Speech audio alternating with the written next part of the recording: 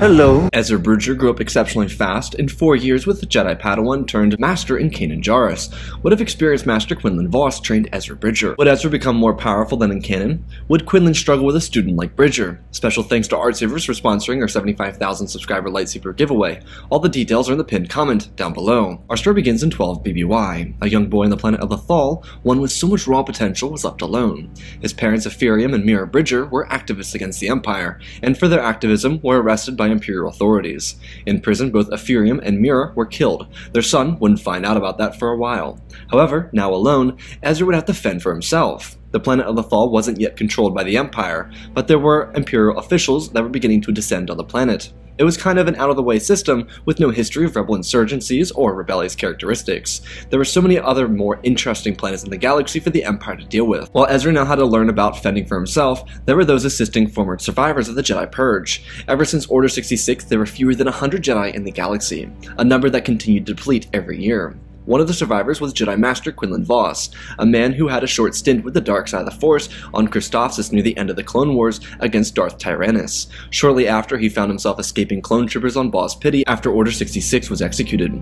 Quinlan spent the last 7 years dodging Imperial clone troopers and then after them, new Imperial stormtroopers, purge troopers, and inquisitors. Quinlan was more than capable of dealing with all of them, but he was a Jedi working on a system called the Path. Shortly after Order 66, the Empire began hunting anyone with an affinity for the Force, individuals who may have not been talented enough to become Jedi, but talented enough to access the Force to a greater degree than the average individual. Quinlan was helping people escape the clutches of the Empire, and if he revealed himself, he could endanger all of those a part of the Path. Master Voss wasn't a typical looking Jedi Master. He didn't look like a Jedi at all, truthfully.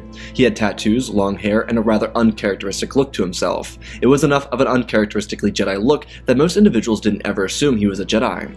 During this time, Quinlan found himself on Lothal. He learned of the Bridger family who spoke out against the Empire. However, he was very unaware that there was a son to the Bridger family. He just knew that Lothal had individuals readily standing up to the Empire and came here to ensure that any Force-sensitive individuals were saved before the Empire clenched his fists around the peaceful planet. Master Voss ventured down to the capital city, keeping his eyes peeled. But that's not what he needed to be doing. He needed to be feeling to the Force, which inevitably he did, leading him to follow the trail of what seemed to be a young boy. Quinlan's special ability of psychometry allowed him to look into objects via the usage of the Force and see memories. However, this particular time he was picking up on the trail of a Force-sensitive child. He couldn't tell who the child was, but he could see a defining orange outfit and a knack for stealing. The kid was surviving, and Quinlan could tell. The child wasn't one of a typical family, especially here in Lothal. The kid needed guidance, and he was powerful. The kid had a lot of potential, and Quinlan could feel it through the Force. He knew that as the Empire got closer, the more dangerous it would get for this kid to survive.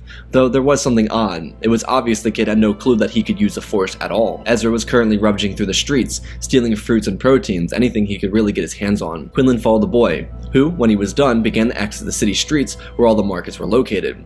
Quinlan kept closely behind him. When they were in the clear from the majority of the city, the Jedi Master watched Ezra start a long walk along the highway. It hurt his heart to see. The boy was most certainly all alone, but why was he walking down the long highway? There had to be a reason. Quinlan could see a massive spire sticking out of the ground. It's possible the boy lived there, but why would he pick a place so far away from the city unless it's formerly where his parents' place was? The boy stopped and pulled out a melee rune out of his bag and began to eat it on the side of the road. Master Voss walked forward and propped himself up on a ledge next to where the boy was. Quinlan asked him how he was, but there was an obvious amount of hostility coming from the boy. He didn't want to be hassled, so Quinlan had to think quickly on his feet. He responded speedily, suggesting that if the boy needed help, he could assist him.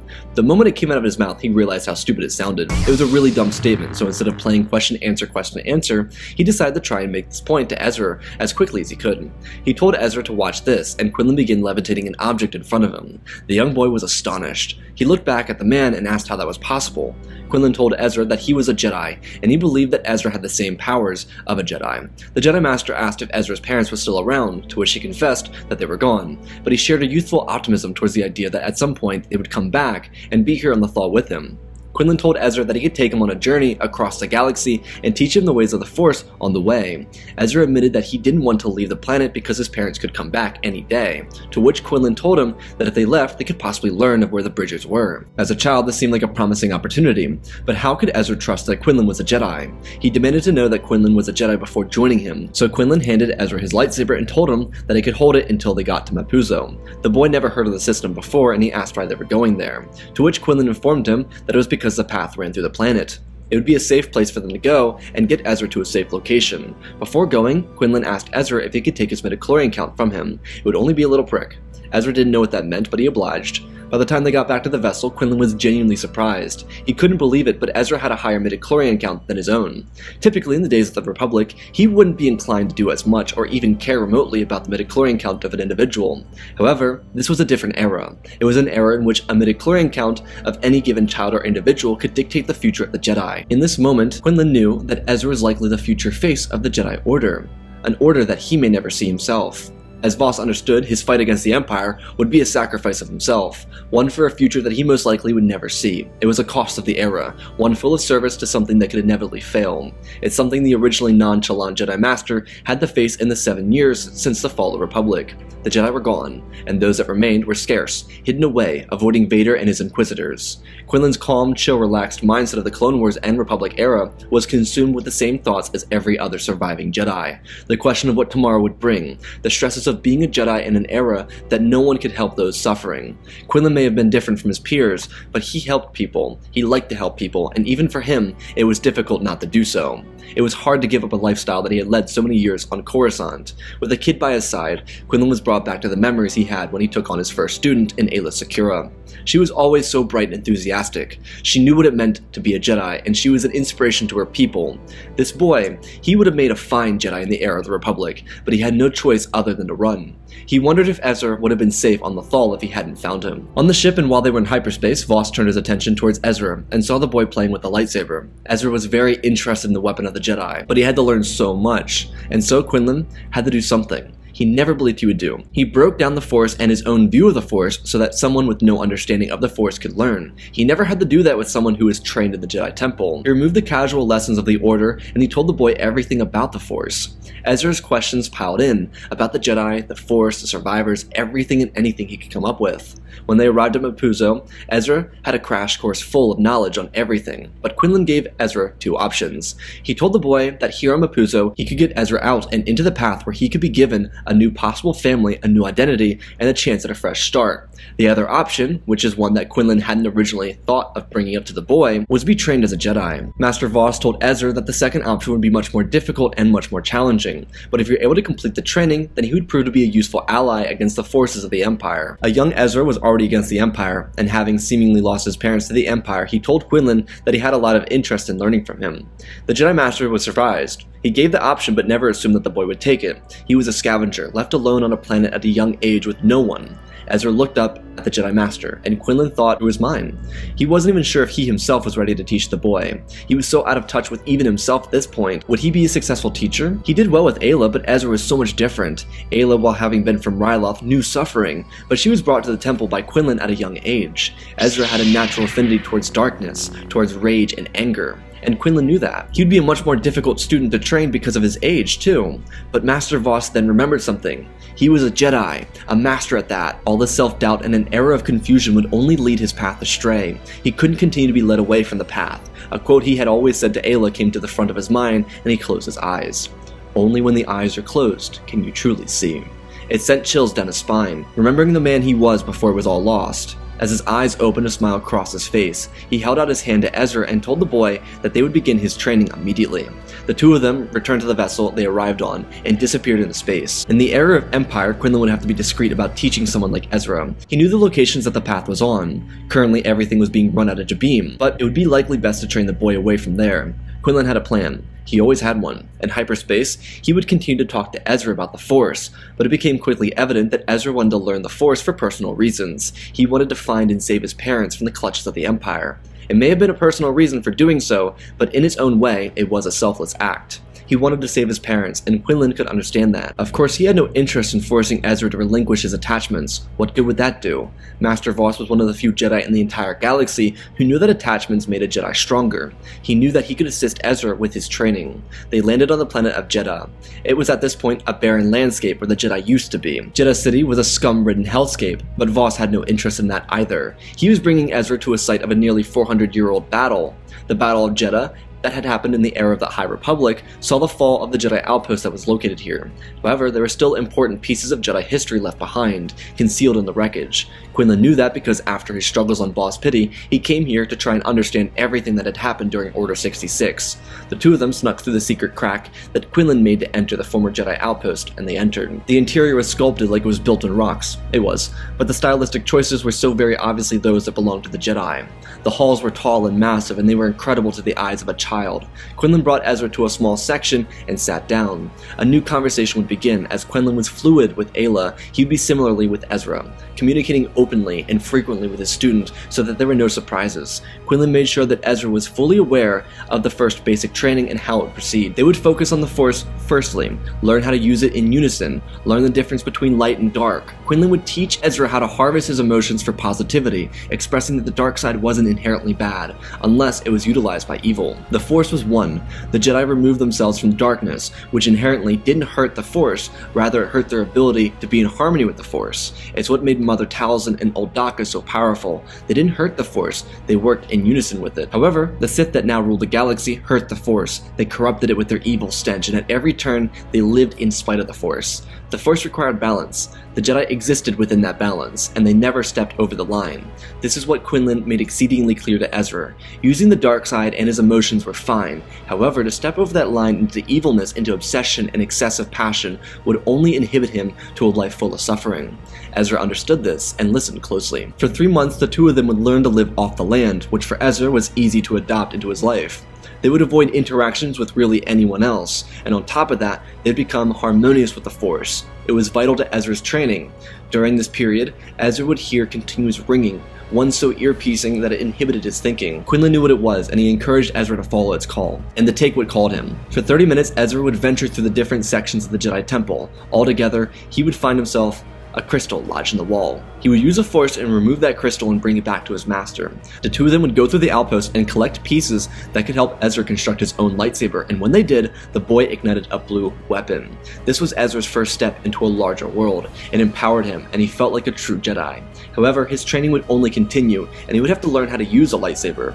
Quinlan used a rare reverse grip Form 5 style of combat. He knew that Ezra would likely pick a much more aggressive form, being that he was more attuned to using the dark side, and being that Ezra was likely to be a shorter man when he was fully grown, a more acrobatic style might be more fitting for him.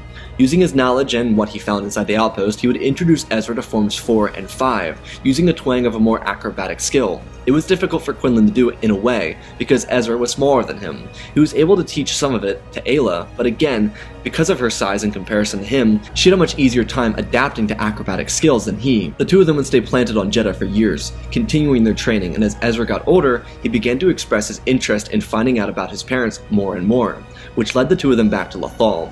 Overall, the two of them had done a really good job at keeping quiet, and because Lothal at this moment wasn't swarmed with Imperial Star Destroyers and only had a small Imperial outpost, there wasn't much trouble the two Jedi could get themselves into. Through a thorough investigation, the two of them would learn that Ezra's parents had been killed in the same year that the Empire imprisoned them. It would be hard for Ezra, believing that he would have been able to save his family, but because of his training with Quinlan, he was more than capable of handling his loss. Quinlan had filled a parental void for him for a number of years. The hurt from losing his parents was more so learning what he was too afraid to accept as reality.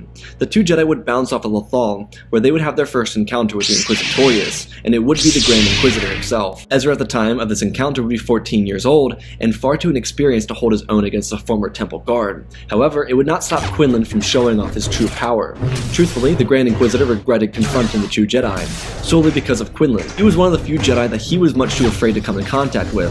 His hopes were to kill the student and let Quinlan suffer with his failure. However, that would not be the case. The Jedi Master and student would hold their own, their blades clashing against the others. The Grand Inquisitor would knock Ezra out of the fight by destroying his first lightsaber, which would leave Quinlan in the fight with the Grand Inquisitor alone. The Jedi Master would bash his lightsaber against his opponents. The fallen Jedi tried his best, but his defeat would come quickly in the city streets of an Outer Rim world. It would show the people of the planet that the Jedi were still alive, and that they were stronger than initially believed to be. The two Jedi would flee before Imperial forces could detain them. Since Jedha was receiving attention from the Empire, they returned to Lothal just in time for Ezra to turn 15. They would be on the planet for nearly a year before the Empire arrived, and with them a group of rebels. The Ghost crew was running operations off of Lothal, and the two Jedi, led by Quinlan, of course, would approach the crew and offer to assist. The dynamic would expand once it was revealed that Kanan was once Depa Bilaba's former student named Caleb Doom. Quinlan was astounded that he had survived, and he was glad that it was the case. With 3 Jedi, the Rebel Ghost crew would have several adventures. Quinlan, being an aging Jedi Master, would help Kanan see value in himself and feel worthy of becoming a true Jedi Knight. Because of Quinlan's presence, he'd pick up on and inform Ezra about what he believed to be Force sensitivity within Leia Organa, within their first interaction with her when she delivered Hammerhead Corvettes to the Rebels. Something about Leia felt all too familiar through the Force to Quinlan, but when he had a moment alone with her, she expressed her inability to learn without a teacher. He offered to help her, but she believed the alliance was more important of a focus at the moment. He understood, and he didn't press it any further. Kanan, Quinlan, and Ezra would face many Inquisitors, one of them being the new Grand Inquisitor in the former Fifth Brother. Every Inquisitor they faced, they defeated, until they confronted Vader. It was Ezra's first time against a Sith Lord of such magnitude, but he handled it much better than he ever would have believed. With 3 of the Jedi and 9 years of Jedi training under his belt, he was well equipped. However, the Jedi at the moment were trying to escape the clutches of Vader, and so a full-on duel wasn't their priority, and winning definitely was not. After the former Inquisitor destroyed Ezra's blade, he was able to reconstruct one, this time donning a green lightsaber like his master. The dynamic in the Ghost crew was a true, big, happy family. 3 Jedi, 2 of which Ezra saw as father figures, Hera, who was in Ezra's mind a maternal figure, and of course Zeb and Sabine, and the wildly temperamental rust bucket called Chopper. Just don't tell Chopper I said that.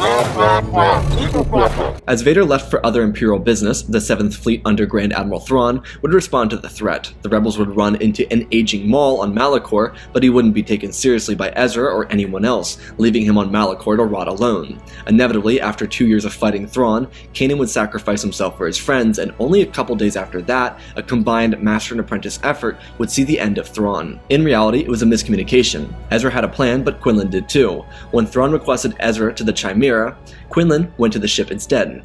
When the Jedi Master arrived, he exited the ship in a blaze of fury, cutting down stormtroopers. Thrawn, who went down to the hangar bay to greet Ezra, was shocked when Quinlan arrived, and in a non-Jedi-like way. As Thrawn tried to contact the bridge to commence bombardment, Quinlan whipped his lightsaber across the hangar bay and cut off his arm. The Jedi Master wasn't one to shrivel away from the darkness. Having a stint with Dooku in it for a short while before Boz Pity, he was more than ready to do what was necessary. Quinlan would kill Thrawn and make his way to the reactor, just in time for the rebels to raise the shields over the capital city of Lothal. This would save the citizens when Quinlan sacrificed himself by detonating the Chimera, which the explosion would send ripples outwards, leveling the other 2 Imperial Star Destroyers. The last message Quinlan sent Ezra was to remember that when the eyes are closed, you can truly see. The Purgle part of Ezra's plan would work in demolishing the fleet above the planet of Lothal.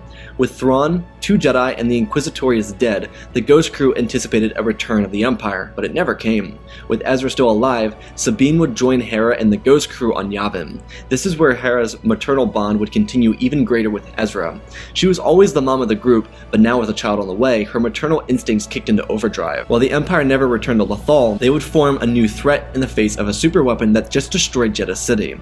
It would be really hard for Ezra, having lost 2 paternal figures in Kanan and Quinlan in the span of a few days, and then a couple months later, the place where a good number of memories were formed with Master Quinlan Vos, and they were all gone when Jedha City was wiped off the planet.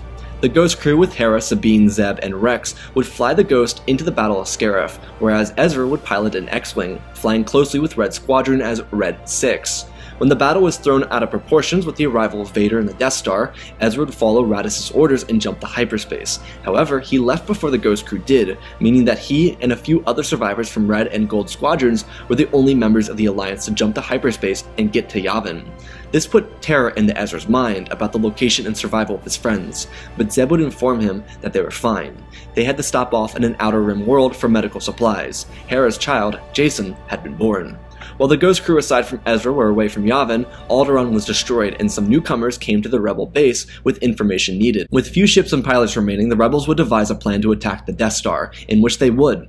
Red 5 and Red 6, being Luke Skywalker and Ezra Bridger, would run the final length of the trench in the Death Star together. Ezra would block a shot for Luke so that he could make the impossible shot. The Millennium Falcon arrived just in time as well, knocking Vader away from Red 5 and Red 6. Ezra's X-Wing had to limp all the way back to the base at Yavin, barely making it to the ground. Han, Chewie, Luke, and Ezra would be championed in front of the rebels for their heroics during the Battle of Yavin.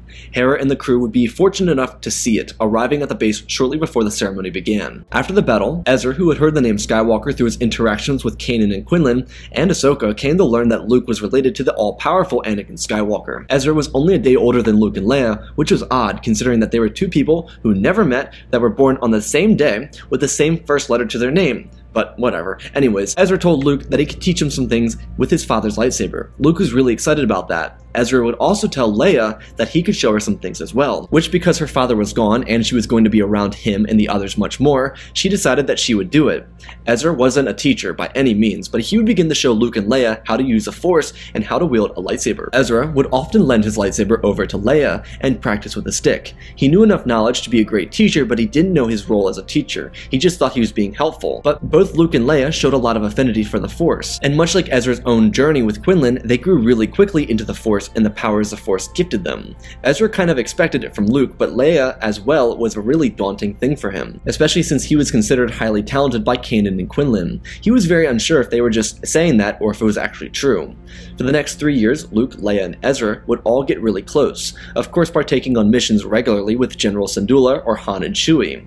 Leia during this time would construct her own lightsaber.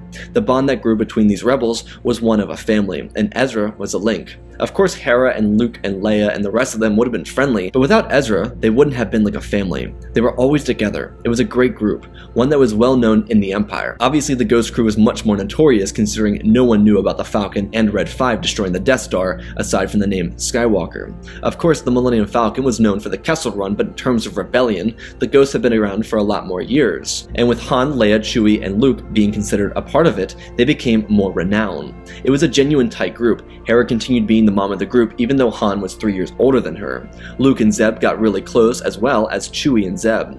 Han and Ezra became good buddies and Sabine and Leia were like sisters, inseparable. It was one big happy family and for Han, it kind of scared him.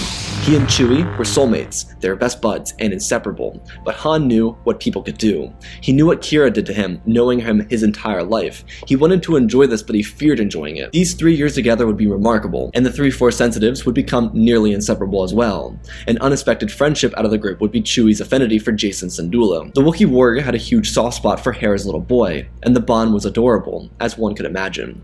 Shortly before the Battle of Hoth, Leia, Luke, and Ezra would be directed towards Dagobah, where they would meet the Jedi Masters. Ezra had already met Yoda before through a Force vision, so he was able to help the others identify him. Here they would interact with the Jedi and be challenged to complete their training with Ben and Yoda. When the forces of evil were trying to lure them into a trap, Leia would be the commanding voice over Ezra and Luke, telling them that they should listen to their masters and leave when the time was right. It was a hard truth to swallow, but they couldn't go out to Cloud City if they weren't ready. For them, it wasn't a skill issue, rather it was an emotional one. If they went to Cloud City unbalanced, then they wouldn't be prepared for their great challenge. For Ezra, he had faced this in losing Kanan and Quinlan, but Leia and Luke hadn't faced their great challenge when it came to their friends. Both of them lost family, Leia her planet, and Luke his aunt and uncle. This would be a much different test. When the Elder Jedi were finished, they let him go. Luke, Leia, and Ezra were using the Phantom and they made their way for Cloud City on the planet of Bespin. Currently, Han was in Carbonite being taken to Jabba's palace, and Zeb, Chewie, the three droids, Hera, Sabine, and Rex were being held captive.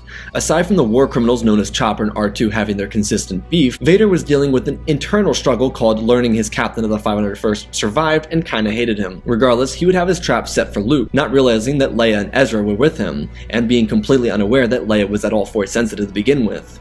When the three of them arrived, they snuck around Cloud City, keeping their eyes peeled for their friends. While Vader was adamant on keeping the Ghost Crew here, they had their bellies full of fire. Their friend Han was taken away, and that wasn't about to fly. With war criminal Chopper on the loose, the rebels began their escape plan. Chopper, while trying to get them a means to escape, such as getting the hyperspace locks off the Ghost and the Falcon, would run into the three kids. He had some expletives to share, calling them no-no words and honestly throwing a fit. Ezra, who got along best, aside from Hera, with Chopper, would tell the mouthy droid to get over himself. The three of them continued, entering the carbon freezing chambers and splitting up, leading Luke to be the main combatant against Vader. Being that Vader was unaware of the other two being present or Leia's ability to use the Force, he was only focused on his son, who at this point he knew was his son. The two of them engaged in a lightsaber duel. Vader used his strength to push Luke back, but with 3 years of lightsaber training under his belt, he was more than prepared enough to face his father. Vader didn't know Luke received such training in the previous 3 years. As the Dark Lord focused on young Skywalker, he was taken aback by the other two lightsabers igniting, a green one and a blue one. Vader's offense slowed and he backpedaled, changing his lightsaber form and defending himself from an attack from Ezra. Moving in unison with her friend, Leia spun around Ezra and bashed her lightsaber against Vader's. The Dark Lord stumbled back. Luke recoiled from his fight and rushed forward, smacking his blade against his father's. The Force and the three-point saber combo threw Vader off of his feet and down the ledge below into the carbon freezing chambers below the area. The three Jedi looked at each other and nodded. They were ready for this. They jumped down with their blades ignited and searched for Vader. The Dark Lord went into hiding, and with a dramatic reveal, he blasted away the three Jedi. This threw Luke from his feet, taking the brunt of the hit. Leia and Ezra moved side by side, beating back Vader and holding their own as Luke got to his feet and joined in. Their duel was tense. As Vader got an advantage, it slipped away immediately, and the three Jedi cut through his armor, forcing him backwards. Vader tried his best to hold his own, but it proved to no avail as he went flying out of the window behind him. Luke, Leia, and Ezra followed and continued their duel. On the bridge over nothingness, Leia held off Vader, and Luke and Ezra swung their blades around the bridge in front of Leia, removing the bridge from the support system, forcing Vader to fall to his death. The Jedi would use the Force after disconnecting the bridge to throw it across the pit into a wall, disabling Vader's suit and crippling him to fall helplessly to his death in the gas giant. The three would move out, freeing their friends and escaping. However, they would learn that Lando freed them and would be escaping with them. Upon their meeting with the rebel fleet, they would move out to save their friend Han Solo, which would be very easily accomplished by the three Jedi. Another year would creep by as the rebels began to show and grow in their full strength. They would learn of a second Death Star, and with the Emperor attempting to destroy the rebellion once and for all, the three remaining Jedi, after the death of Master Yoda, would go to confront them. The rebels would be divided up into three groups. General Solo would lead the ground invasion, Calrissian would lead the fighter assault with General Syndulla defending the capital ships, while the three Jedi would go to the Death Star, following an old rebel tactic dressed as stormtroopers. When everything was set, they would sneak through the Superstar station for hours trying to find the throne room. When they finally got to the throne room, they removed their armor to ensure optimal usage of their skills, and they would exit. Ezra, having faced the Emperor before in the World Between Worlds, would inform his friends of how to be prepared for this moment. The Jedi were all ready. They followed Ezra out, Leia flanking his left and Luke on his right. When they exited, they quickly ridded the royal guards from their path and climbed the stairs in front of them. At this moment, the shield generator on the ground was shut down and the Alliance fleet arrived out of hyperspace. The Battle of Endor began. Palpatine's plan was coming to fruition. He hadn't been able to replace Vader in the past year. There were no acceptable candidates. Instead, he prepared his cloning facilities to be ready with his Force essence transfer, believing that there was no need for an apprentice when he could just rule the galaxy all on his own. With three young, vibrant Jedi approaching him, he knew this would be a challenge, but he had no issue believing that he could defeat them and continue his legacy. Sidious no longer carried lightsabers, so he would be entirely reliant on his ability to use the Force. He rose to his feet and readied himself. Leia, Luke, and Ezra ignited their weapons, running towards Sidious, swinging at him. His expertise on the Force allowed him to move in between their weapons, ducking and weaving, even in his old age. As he got behind them, he unleashed Force lightning into Luke's back, throwing him into the throne. Leia got in front of him, blocking the lightning and defending Luke. Ezra jumped forward into a counterattack and was lifted up into the ceiling with the Force by Palpatine before being released and dropped to the floor. Sidious stopped and looked at Leia, telling her that this fight was over before it began. She could stop the suffering here by joining him. She yelled, raging forward. The Dark Lord slid to the side and shot lightning into her back, nearly throwing her down into the reactor shaft. Ezra got to his feet and so did Luke.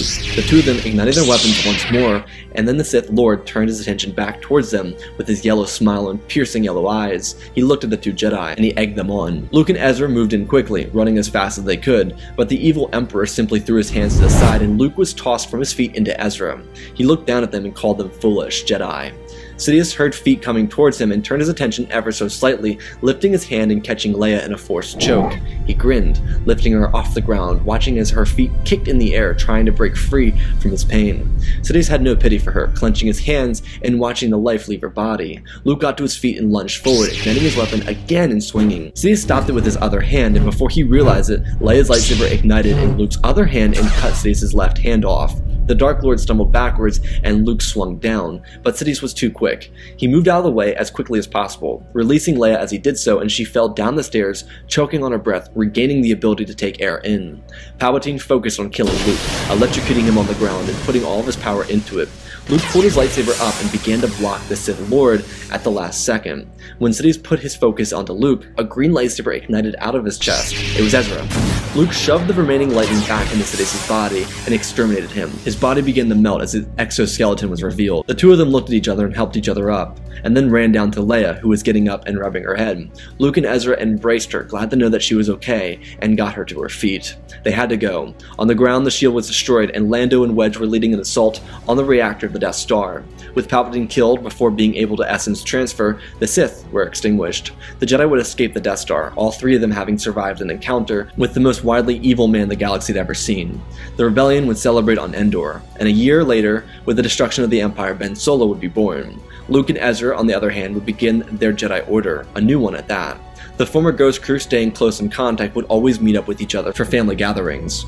With two Grand Masters in this new Jedi Order, Luke and Ezra would begin to search the galaxy for Force sensitives. Years later, Ben Solo would be welcomed into the Jedi Order, and a daughter of a clone created in 12 BBY, named Rey.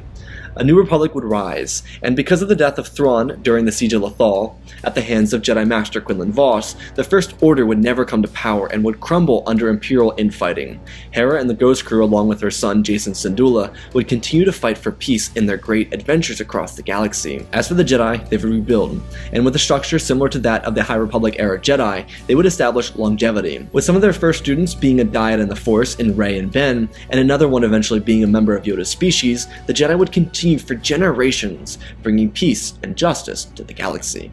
And that, ladies and gentlemen, is our story. Again, special thanks to Gallivan Gaming, White Lightning, Tristan, Darth Revan, Pimp Daddy Bane, The Last Jedi, Apollo, Mad Manic Studios, Jedi Sloth, Anakin003, Lemon Knight, Rex the Wolf, The Man with Three First Names, Dark Saint 46, and Lord Deadwing. Smash that like button, you know what to do. Let's talk about our story. So, this was fun. I really like Rebels. I've mentioned that in the last video that I did in Rebels with Kanan, and I really like Rebels, and so for this is really fun. I love including characters from Rebels in this, and this one, in my opinion, was really wholesome. I think Quinlan, like, there's an opportunity for Quinlan to survive, but I kind of wanted him to have a similar sacrifice because we already covered what it was like to have, like, another Jedi Master training Luke in the last video. So I wanted to take someone that wouldn't be able to be a Master and put him in this scenario. So in the last scenario, it was Kanan who eventually trained Luke in the What If Kanan Survived, because Ezra made us continue to sacrifice. In this story, on the other hand, it was Ezra who did that, and it's because he didn't make his sacrifice. Obviously, his plan still came to fruition, but his sacrifice didn't happen because he wasn't there. Quinlan did that. And so the importance of that was the dynamic between Luke and Leia and Quinlan, and Ezra, sorry. And because of that dynamic, I think that all three Jedi kind of grow into, like, this trio of just power. Like, I would say, like I think they would be, I think, remarkable. Like, together as a general duo, it kind of reminds me of, like, Obi-Wan, Anakin, and Ahsoka. It'd be kind of very similar to that dynamic, and I think that's the parallel there, is that dynamic becomes like that. Obviously, the two siblings being Anakin and Ahsoka, or Luke and Leia, and then the older one being Ezra, even though it's older by like a day. But Ezra's really strong, and part of this video was kind of including that because I think Ezra gets a lot of hate for no reason, and I think his character development in Rebels is really good, and I think he develops really naturally with the Force because of his obvious gifts, but also because of his use of the Sith holocron. And with a Jedi like Master Vos, I think Ezra would genuinely naturally become just as powerful as he was in Rebels a lot sooner. And so by the time he's 19 or 20 or 21 or 22 or 23, the same ages as Luke and Leia at this point, I think he would be a total beast. I think he would be leagues beyond Luke and Leia at that point, but by the end of their lives, Luke and Leia would be beyond him because they're Luke and Leia. But I think at that point, with them having three, so for example, in the Emperor's throne room, we're fighting Vader, Ezra's going to be the main power because he's the older one, but he's also trained for 9, 10, 11 years, and Luke and Leia are going to be kind of reliant on him. But their duality, being that they are brother and sister, they're going to work really well together anyways, and be obviously much more powerful.